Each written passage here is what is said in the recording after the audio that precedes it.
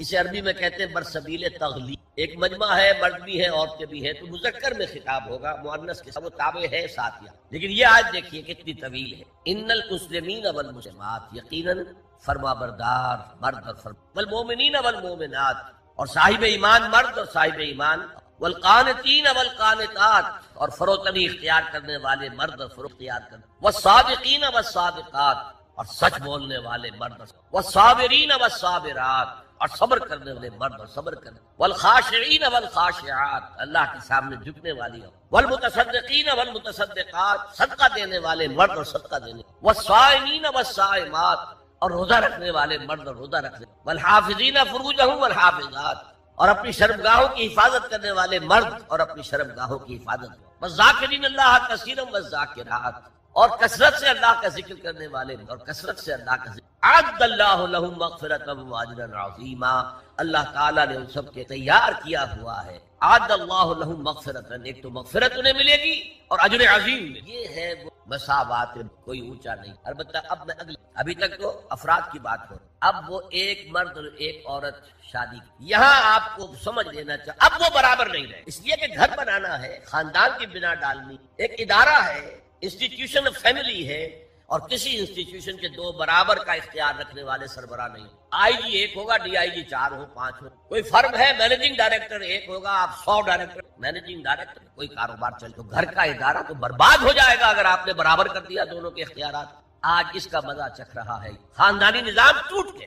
آج وہ شادی کرتے ہی نہیں، مرد شادی نہیں کرتے. قانون آپ نے یہ بنا دیا ہے کہ آپ نے آج شادی کی اور 1 مہینے کے بعد آپ اپنی کو طلاق دیں تو اپنی پوری دولت کا نصف. وہ کہتے ہیں ہم نے، لیکن عورت کی ضرورت ہے نا، مرد کی ضرورت عورت ہے، لیکن عورت کی ضرورت بھی تو ہے مرد. مرد کہتا ہے آؤ میرے ساتھ رہو، کھاؤ پیو، میں شادی نہیں. وہ یہ کہتے ہیں وی آر لیونگ ٹو، بس we are not married, we are living to. بھی ہو رہا ہے. کلنٹن کا 3-4 سال پہلے صدر، تو اس کا جو آیا تھا state of the union address, سال میں 1 دفعہ وہاں کا سیتا پورے کہا تھا کہ قریب ہماری امریکی حرام زادوں، اس کے الفاظ حرام زادہ نہیں، باسٹرڈ نہیں، کیا کہا، born without any wedlock, ماں باپ کے درمیان کوئی شادی کا بندھن ہے ہی نہیں، اور بچے تو حرامی کہلاتے ہیں ہمارے. حرام زادہ کسی. اور یہودیوں نے حضرت مسیح کیوں کہا حرام زادہ؟ ان کا کہنا یہ ہے، جھوٹ ہے، بکواس ہے، لیکن کہنا یہ ہے کہ حضرت مریم سلام علیہا کا رشتہ تو نجار ایک بڑھئی تھا، لیکن ابھی وداعی نہیں ہوئی تھی کہ انہوں نے تعلق حرام کام ہوا تو ولد الزنا.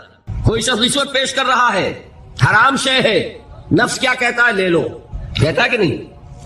اذان کا وقت آ گیا، اذان سن لی آپ نے، لیکن پھر نفس نے کہا ابھی اور سو، آپ نے کروٹ لیا، کپڑا خوب کیا اور غین ہو گئے.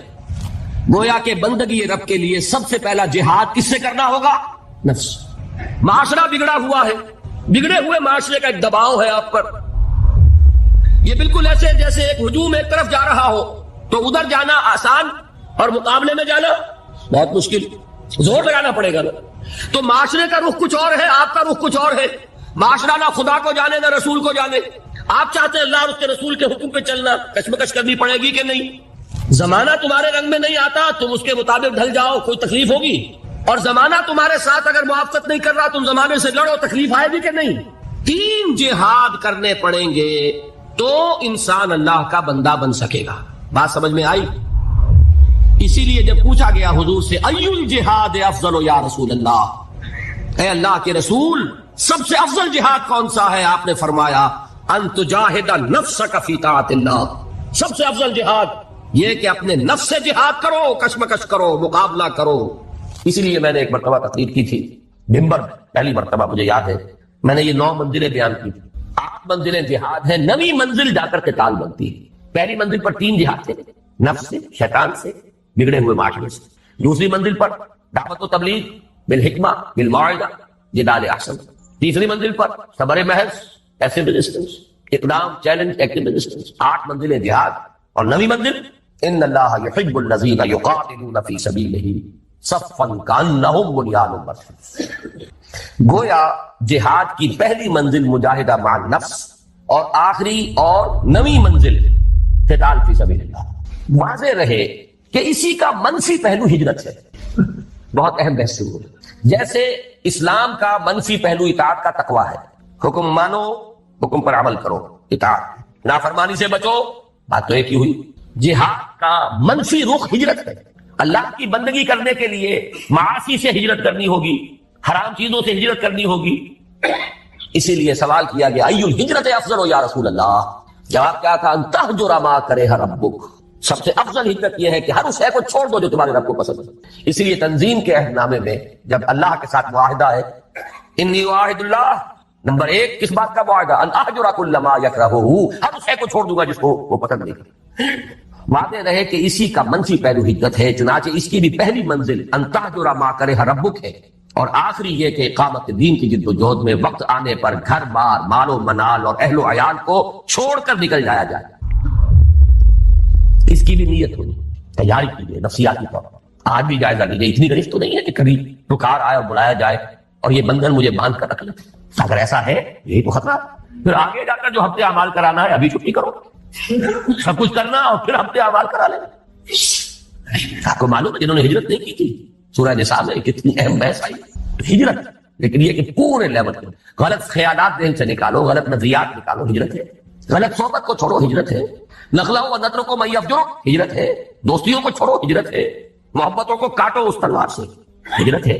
تو جیسے جہاد، جیسے سانس ہے اس کی آمد و شد، آنا اور جانا، اسی طرح جہاد اور ہجرت ہے۔ کچھ لوگ جو ہے وہ اصطلاحی مفہوم لے کر اور نہ معلوم کہاں سے کہاں، جب نیت میں فتور ہو، کام چوری ہو تو خوب بدرہ بہانا ہے کسی آدمی۔ جہاد اور ہجرت لازم و منصوب، ایک مثبت ایک منفی، کرنٹ چل ہی نہیں سکتا، ایک پازیٹو ہے ایک نیگیٹو ہے۔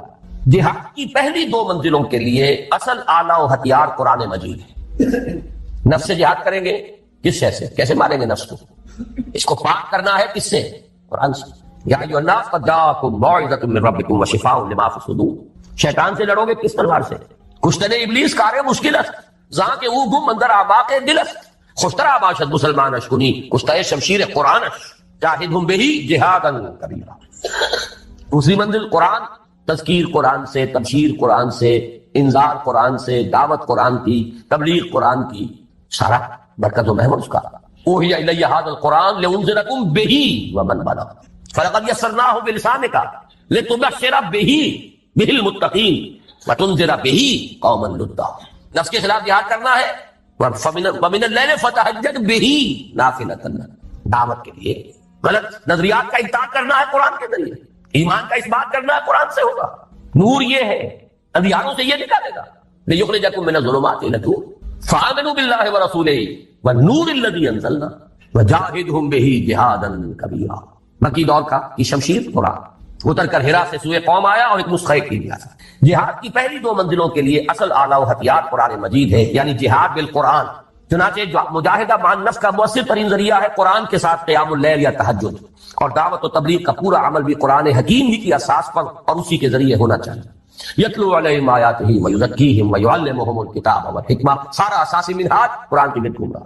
تیسری اور آخری منزل عہد حاضر میں جہاد بالید کی موضوع ترین صورت فواحش و منکرات کے خلاف پرامن مظاہرے ہیں، صرف مظاہرہ نہیں، پکیٹنگ، گھیراؤ، جلاؤ نہیں، گھیراؤ نہیں ہونے دیں، بل حافظون لحدود اللہ، چلاؤ گولی، مار دوستوں کو مارتے ہو، شہادت مطلوب و مقصود مومن نوال غنیمت میں کس میں کچھ۔ یہ میرا کل کا موضوع ہے، لیکن یہ کہ یہاں جہاد بالید کسی کو نہیں المنکر بالید کہا ہے۔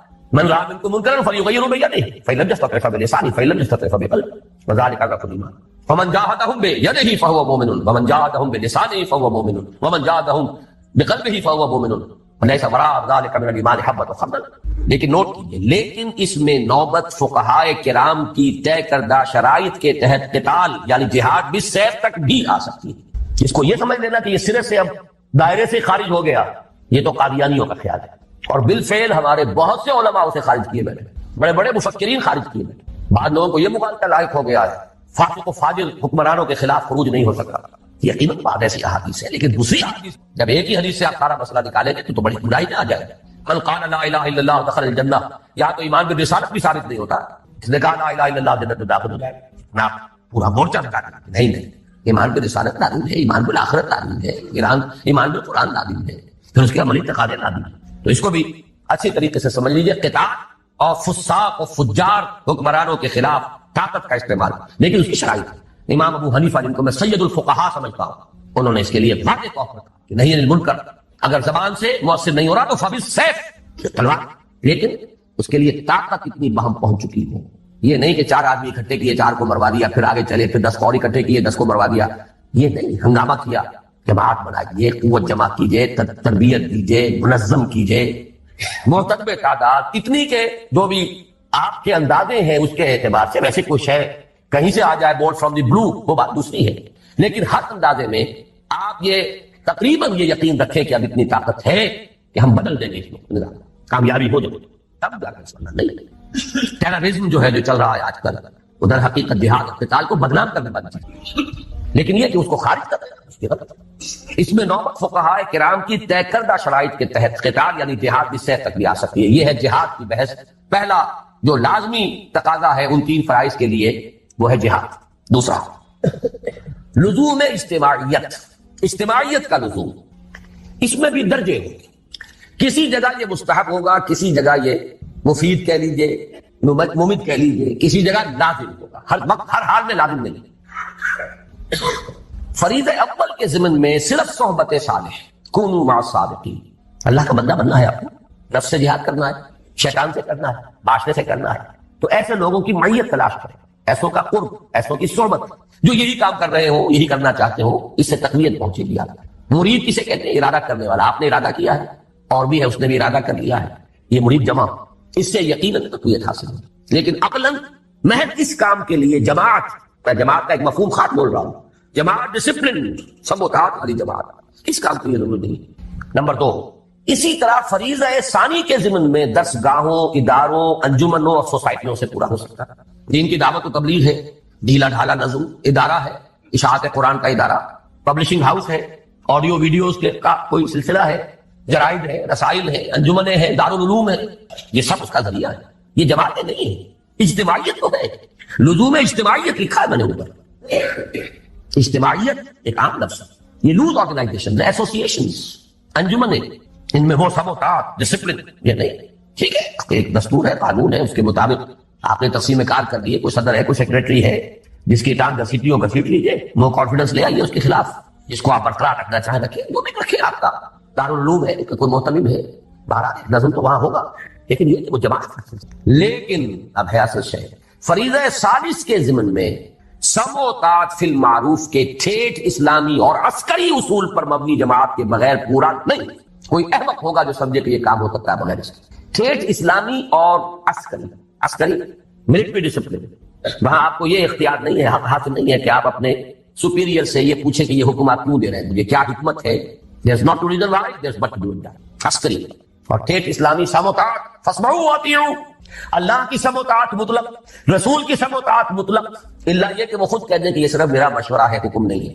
جیسے حضرت بریرہ نے پوچھ لیا، حضرت مغیث ایک غلام تھے، حضرت بریرہ ایک کنیز تھی، ان کے ساتھ نکاح تھا، حضرت عائشہ کی کنیز تھی حضرت بریرہ، حضرت عائشہ نے انہیں آزاد کر دیا، اب ان کا اسٹیٹس ہو گیا اونچا، وہ غلام کے غلام تھے۔ یہ ایک خیار حاصل ہوتا ہے، اختیار، چوائس۔ کنیز پہلے جس کے نکاح میں تھی، کنیز ہونے کی حیثیت سے کسی غلام کے، اب جب وہ حرہ ہو گئی، آزاد ہو گئی، تو شی ہیز این آپشن، وہ چاہے تو اب اس کے نکاح میں رہے، چاہے تو نہ رہے، کفر نہیں رہا نا وہ۔ تو حضرت بریرہ نے کہا میں تو اس کے نکاح میں نہیں رہوں گی، مغیث کی، انہیں بہت محبت تھی، انہوں نے پہلے خود خوشامد کی، نہیں مانی، پھر سفارش کروائی، سفارش بھی کس کی؟ محمد رسول اللہ صلی اللہ علیہ وسلم کہ حضور سے کہیے۔ حضور نے فرمایا بریرہ کیا حرج ہے اگر مغیث کے گھر میں رہو؟ پورا فوراً سوال کیا، حضور آپ کا حکم ہے یا مشورہ؟ فرمایا نہیں، حکم نہیں ہے، مشورہ ہے، تو میرے لیے قابل قبول نہیں ہے، حکم کو نہیں ڈالا۔ ما كان لمؤمن ولا مؤمنة اذا قضى الله ورسوله امرا ان يكون لهم الخيرة، مشورے کو آپ سوچ سکتے ہیں، ٹھیک ہے، چوائس۔ ایک اور جانتی ہے کہ بیوی کی حیثیت سے اسے کیا فرائض ادا کرنے ہیں، ذہناً قلباً جس کو وہ قبول نہ کر رہی ہو، اس کے ساتھ وہ حقوق جو ہے وہ ادا کر سکے گی کہ نہیں کر سکے، چینو نہیں بیٹھے، لیکن حکم ہو تو سب و طاعت مطلق۔ آگے چل کر حضور کے بعد اب ہے فی المعروف، صرف ایک اس کے اندر ایکسیپشن ہوگی، اگر اللہ اس کے رسول کے واضح احکام کے خلاف کوئی بات ہے تو نہیں مانی، جس کی وضاحت میں بعد میں کروں گا کیونکہ مجھے آج حدیث بھی ذرا آپ کو پڑھانا۔ تو یہ لزوم اجتماعیت جو ہے، اس کا تقاضا فریضہ اول کے ضمن میں صرف صحبت صالح سے پورا ہو جاتا ہے، کونوا مع الصادقین۔ سیکنڈ لیول پر درس گاہوں، اداروں، انجمنوں اور سوسائٹیوں سے پورا ہو سکتا ہے، سم و طاعت والی جماعت ضروری نہیں، لیکن فریضہ ثالث کے ضمن میں سم و طاعت فی المعروف کے ٹھیٹھ اسلامی اور عسکری اصول پر مبنی جماعت کے بغیر پورا نہیں ہو سکتا۔ یہی مراد ہے حضور کے الفاظ مبارکہ سے، آمرکم بخمس بالجماعت والسمع والطاعت والہجرت والجہاد فی سبیل اللہ۔ آپ یہ بھی کہہ سکتے ہیں میں نے پورا جو ہے یہ 2 گھنٹوں میں صرف اس حدیث کا درس دیا ہے آپ کو، جہاد اور ہجرت جڑے ہوئے بریکٹڈ، سم و طاعت جڑے ہوئے بریکٹڈ، جماعت پلس بریکٹ شروع، سم جمع طاعت بریکٹ بند، جمع بریکٹ شروع، بلکہ ضرب، یہاں جمع نہیں ضرب، بریکٹ شروع جہاد پلس ہجرت بریکٹ بند۔ اس حدیث کو یوں ذہن میں رکھیے، جماعت کون سی؟ سم و طاعت والی، یہ لازم و ملزوم ہے بریکٹ میں، سنو اور مانو۔ یہ کس لیے ہے؟ ضرب دینا ہے اس کو، وہ ہے ہجرت و جہاد۔ آمرکم بخمس بالجماعت والسمع والطاعت والہجرت والجہاد۔ تیسرا لزوم بیعت، تو نماز کے لیے پاک، وضو کے لیے پاک پانی۔ بیعت جو ہے، ایک تو ہے بیع، وہ تو اللہ سے ہوئی، جان و مال اس کے حوالے، جنت حق کے امیدوار ہے۔ ایک ہے بیعت کسی انسان کے ہاتھ پر، وہ انسان رسول بھی تھے تو انسان تھے، ان کے ساتھ بیعت سم و طاعت مطلقاً۔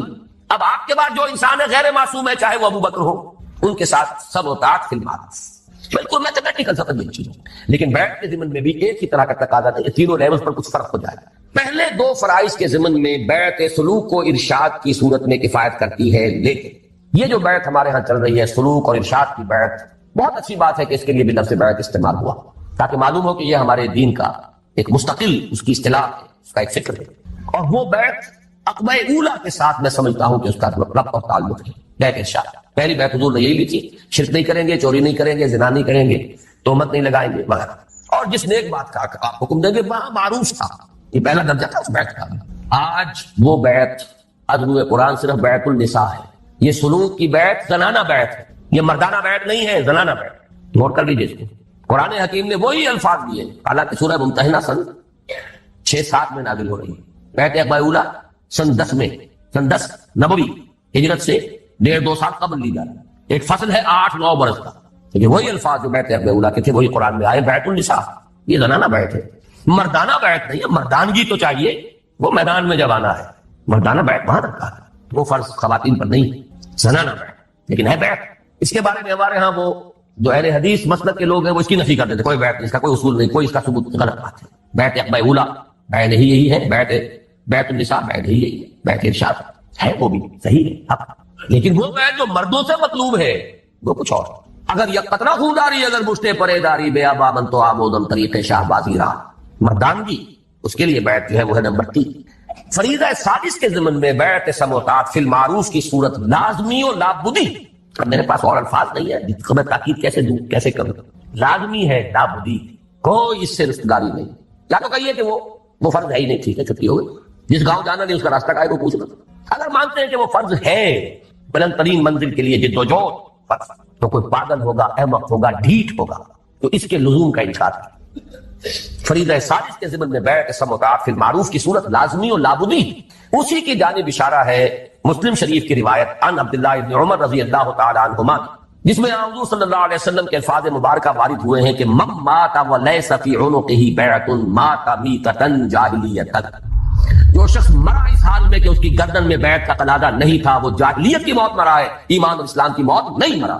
جو لوگ اس بیعت ارشاد کو سمجھ لیتے ہیں کہ یہ تقاضا پورا ہو رہا ہے وہ اپنے آپ کو دھوکہ دے رہے ہیں، یہ دوسری بیعت کا تذکرہ ہے۔ اس حدیث کے بارے میں بھی میرے جو الفاظ تھے اوریجنل ان میں میں نے تھوڑا سا اضافہ کیا، اس پر اصل میں مجھے متنبہ کیا تھا مولانا سید حامد میاں رحمۃ اللہ علیہ نے، جو ہمارے مستشارین میں سے تھے تنظیمی، تو چونک ہے اس کو دیکھ کر، یہ آپ اس طرح اس کو لازم قرار دے رہے ہیں، یہ مفہوم تو ہمارے بزرگوں اور اسلاف میں سے کسی نے بیان نہیں کیا کہ اس معنی میں یہ بیعت جو ہے لازم ہے۔ میں نے انہیں ایک جواب دیا بڑی ٹیکنیکل ٹرمز میں، مولانا اسمت اللہ صاحب سمجھیں گے اس ٹیکنیکل ٹرمینالوجی۔ میں نے کہا مولانا پہلی بات تو یہ ہے کہ کسی شے کا عدم ذکر اس کے عدم وجود کو مستلزم نہیں، کسی شے کا ذکر نہ کیا جائے اس کا مطلب یہ نہیں کہ وہ ہے۔ یہاں کتنے لوگ ہیں، میں کچھ لوگوں کا ذکر کرتا ہوں تو اس سے باقی لوگوں کی نفی تو نہیں جائے۔ اگر اسلاف میں سے کچھ لوگوں نے ذکر نہیں کیا تو اس سے یہ لازم نہیں آتا، تھا ہی نہیں، مثال بھی۔ اور میں بہت ہی اللہ کا شکر ادا کرتا ہوں کہ میرے علم میں وہ مثال آ گئی تھی کہ میرے استاد بھی تھے مولانا منتخب القادری، انہوں نے بتایا کہ ان کے جو استاد تھے مولانا معین الدین اجمیری رحمۃ اللہ علیہ، ان کی جو لائبریری تھی اس کی ایک الماری ایسی تھی جس کی وہ چابی کسی کو نہیں دیتے تھے کبھی، اس کی کتابیں جھاڑنی ہوتی تھی تو خود۔ ایک مرتبہ کئی طبیعت ناساز تھی اور یہ ان کے بہت چہیتے شاگرد تھے مجھے دن پر، وہ رہتے تھے قبرستان میں وہ جگہ بنائی ہوئی تھی وہاں رہتے تھے۔ یہ بھی وہ کہتے تھے ہمارے سمجھ میں نہیں آتا تھا ان کے بعد سے بھلے گھر موجود ہے اجمیر شہر کے اندر، وہاں کیوں نہیں رہتے۔ اور پھر یہ کہ وہاں پہ کچھ لوگ آتے رہتے تھے ولایتی کہتے تھے، پٹھان اس وقت افغان پٹھان ولایتی آتے رہتے تھے۔ ایک دفعہ طبیعت ناساز تھی، انہوں نے فرمایا کہ تم ذرا میری الماری صاف کر، تو میں نے دیکھا اس میں رجسٹر تھا جس میں ان لوگوں کے نام درج تھے جنہوں نے ان سے بیعت جہاد کی ہوئی تھی، اور یہ شاگرد چہیتے ترین شاگرد، انہیں پتا بھی نہیں۔ تو عدم ذکر आदम वजूद के मुस्तलजिम नहीं। समझ लीजिए बात। इंसान में जो एक जिनसी तलब है, उसमें जो एक शहवत का मादा है, इंसान ने खामखा अपने ऊपर कदगने आयद कर ली हैं और सही और गलत और जायज और नाजायज, माँ बेटी बीवी में खामखा की एक तफरीक है जो इंसान ने